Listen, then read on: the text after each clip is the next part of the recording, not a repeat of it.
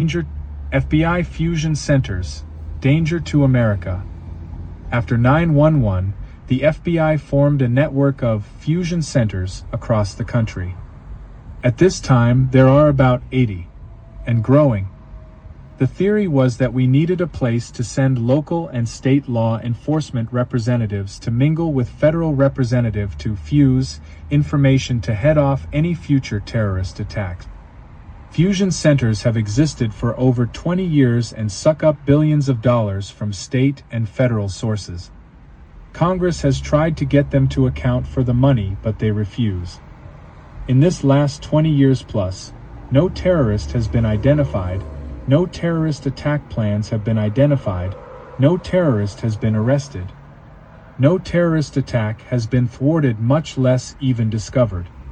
Recent FBI whistleblower, among others, have stated that the DC FBI field office has ordered FBI field offices to essentially put real crimes on the back burner and fabricate incidents of white extremism.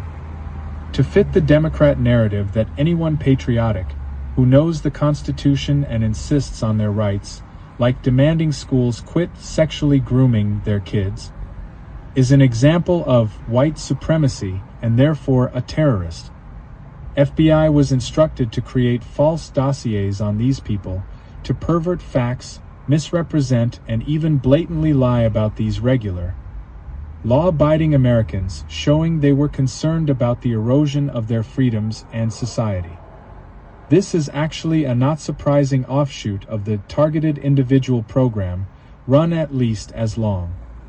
After 9/11, the FBI had mega funding and no terrorists, as stated above. They decided to create terrorists out of random Americans at first. Secretly, of course, so that their false dossiers and lies would not be challenged. Based on the post-9/11 legislation like PAA and NDAA, they just secretly stripped anyone even secretly accused of terrorism of all their rights. Constitutional, human, civil. The target was denied their basic constitutional rights, such as the right to know if they have been charged with a crime, what it is, and by whom. When FBI fusion centers are sent FOLAs, they claim to be privately owned and therefore not subject to Freedom of Information requests. It is a legalistic sleight of hand to continue defrauding the government by declaring thousands of known innocent people to be suspected terrorists, who need watching but refusing to be accountable for it. However, watching is not exactly all they do.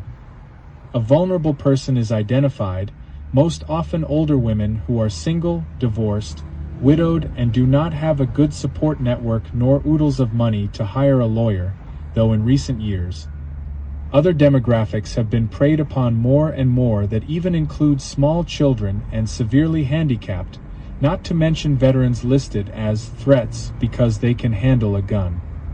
The surveillance works like this.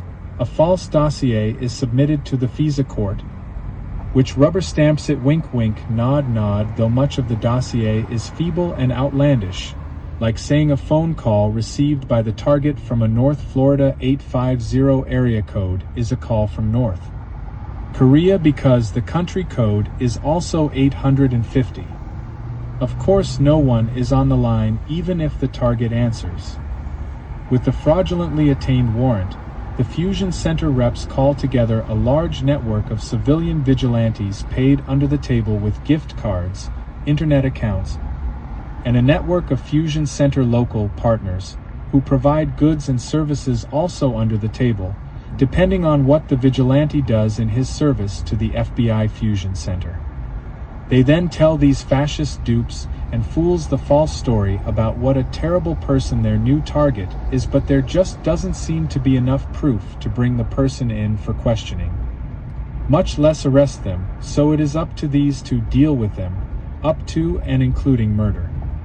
It essentially is a pyramid scheme to defraud the government and share the wealth with locals, so they have no interest in demanding due process and the Constitution be followed. FBI fusion centers.